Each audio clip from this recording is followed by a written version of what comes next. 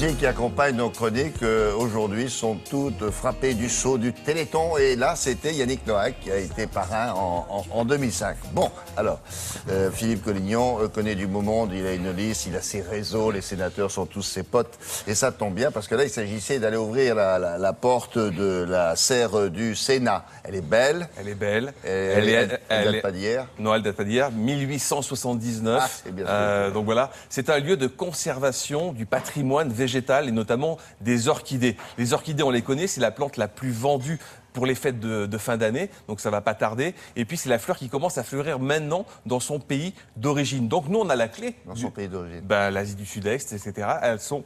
Vous savez, c'est inversé, c'est l'hiver pour nous. Pour elles, c'est plutôt la période où elles vont commencer. Voilà, exactement. C'est là le berceau. Le berceau des orchidées. On a un pays en particulier? Non, elles sont un peu dispatchées dans différentes... Il y a des zones de montagne, des zones plutôt arides. Donc, elles sont dispatchées selon les strates arborées des différentes régions.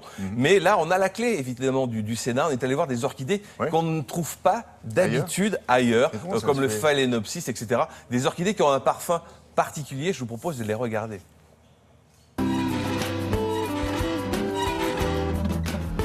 L'orchidée, c'est toujours votre plante fleurie préférée. Celle que l'on nomme papillon se détache de la famille. Normale, c'est la plus abordable et on arrive à la faire refleurir. Pour en savoir plus, direction les serres du Sénat à Paris pour découvrir le secret de culture. L'histoire de cette collection, c'est un don qui a été fait au Sénat, un don qui provient de la faculté de médecine de Paris. On a des espèces assez anciennes et aussi des hybrides assez anciens. Nous fonctionnons comme un conservatoire végétal, que ce soit au niveau des espèces, donc botaniques, ou des hybrides, puisqu'il y a un travail horticole aussi depuis le 19e siècle avec nos prédécesseurs jardiniers. Une orchidée dédiée aux bricoleurs, un cattleya qui sent le mastic. Alors, les cattleyas, souvent, sont des orchidées parfumées. Hein. Oui, tout à fait. Alors, il n'y a pas que des beaux parfums dans les orchidées, il y a des choses un peu plus particulières. Déjà, personnellement, le mastic, c'est pas trop ma tasse de thé, hein, mais il y a des odeurs vraiment florales, citronnées, vraiment très très agréables. Et puis, il y a d'autres effluves. Qui attirent les mouches plutôt, là. Oui, alors là, on est dans les bulbophyllums avec des odeurs de bord de mer, de varech, de viande pourrie, et voilà. Parce qu'elles vivent évidemment avec un insecte. La graine, on s'en occupe au niveau du laboratoire in vitro. Donc on va la faire germer sur un milieu gélosé et avec plusieurs repiquages pendant 1 an, voire 1 an et demi. Les plantes se développent en bocaux et sont ensuite transférées dans la serre. Celles-ci sont le blanc d'œuf. Comment elles s'appellent ? C'est un Oncidium ornithorhynchum. Alors c'est véritablement un feu d'artifice de floraison, durabilité de la fleur. 1 mois et demi, 2 mois. Résistante ? Oui, c'est une plante qui peut aussi bien supporter des conditions fraîches, qui en a besoin pour fleurir d'ailleurs, que des conditions plus chaudes. On la trouve au Mexique à l'état naturel.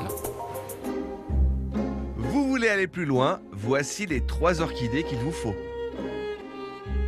Vanda, la bien nommée, elle est magnifique si on maîtrise déjà bien l'arrosage de l'orchidée. Les feuilles se développent les unes sur les autres, un peu comme un millefeuille. On la conduit en racines nues.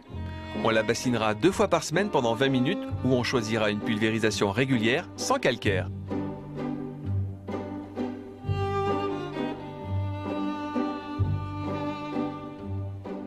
Les cattleyas sont des orchidées extraordinaires qui peuvent vivre entre 2 et 100 ans.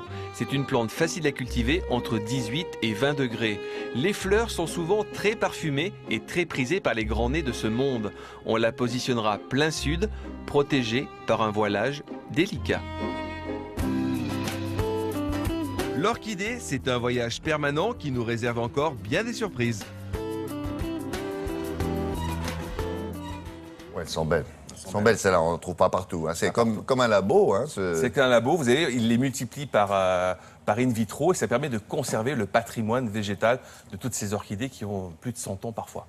Très bien. Un petit mot sur le bouquet du Téléthon. Oui, on va me retrouver tout à l'heure à midi au Grand Pique-Nique. C'est au Champ de Mars. Il y a vraiment un champ de fleurs qui va être créé.